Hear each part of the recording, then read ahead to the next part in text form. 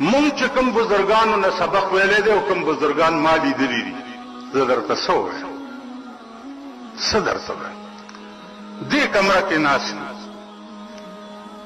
مفتی محمود صاحب د الله غریب په رحمت کړي ما ته ویل که زه چې ځو غلجو میا صاحب ته ځو ما له څه ته وایي زه یو چکر و روان شو موټر کې ما ته وایي چې یو خبره درته کومه خو ته خو اناړي غوندې یاسې نه چېرته میا صاحب بیا تنګ کړي ما جیغ زه غږ نه کوم خو راته وکړه نو تازه راغلی و مدینې منورې نه نو ما ته په موټر کې وایي چې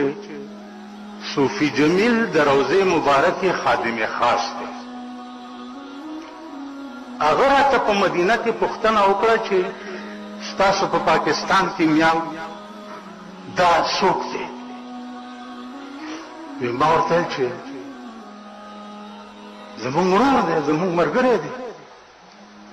وی راته وویل چې زه روضې مبارکې ته ولاړم صلات و سلام مې وي او رسول الله صلی الله علیه وسلم تشریف راوړو او مال پټکی راکو چې په دې قافله کې میا محمد جان را روان دی دا پټکی هغه ته ورکړ وی ما چې سترګې پرانیستې نو پټکی زما لاس کې پروت وی ما بس واغستو چې سهار شو په موټر کې سور شوم او 10 میله قافلې له مخې له ورغلم چې ورغلم قافله مې روکا وکړه او ورته مې چې تاسو کې میا محمد جان کم یو دی خلکو راته وی چې دا دی وی ما چوکتو چې هو چې دته پټکی نه ورکوي بل به چاله ورکوي وی یو طرف ته مې کو ولا مې ورکو چې دا بیګا ستا امانت رسول الله صلی الله علیه وسلم راکړ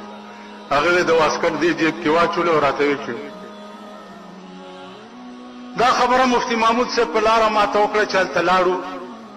خبرې چې خلاص شوې زه میا صاحب پسې شوم چې جی هغه تاسو سره یو امانت دی ما ته وښی وی چې څه شی دی ما لا پټکی هغه مفتی محمود ته داسې وکړه مفتی محمود ما ته داسې کوي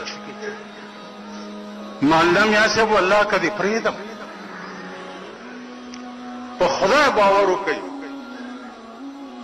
په داسې ځای کې ولاړ یم چې 40-45 کاله پکې قال رسول الله ویلي شوي او دروغ ویل د ایمان تاوان 3 کاله ورپسې وم 3 کاله خو اخیری راته وی چې زما دا کور د بدعت اډه ولې جوړې که چاته پته ولګي چې دې کې د رسول الله سم پټکی دی خدک به دا دیوالونه صفایي څوک ورته سجدې لکوي څوک به څه کوي څوک به څه کوي نو زما کور بدعت خانه مه جوړوه مه تنګوه مال پټ غوندې راته وښیه تېراله د شپې لا اله الا الله محمد رسول الله په دې کلمه دې زما قسمي چې د شپې په خوب کې پټکی راوړو راته وښود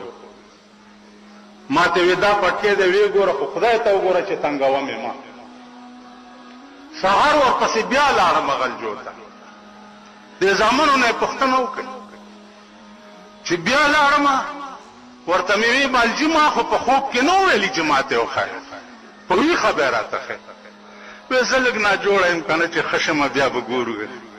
چې وفات شو هغه شی چې ما ته په خوب کې ښودلی و د مرۍ نه یې تاو چې کفن کې مې وکتو څه وخت کې خاورو ته یې ځان سره یو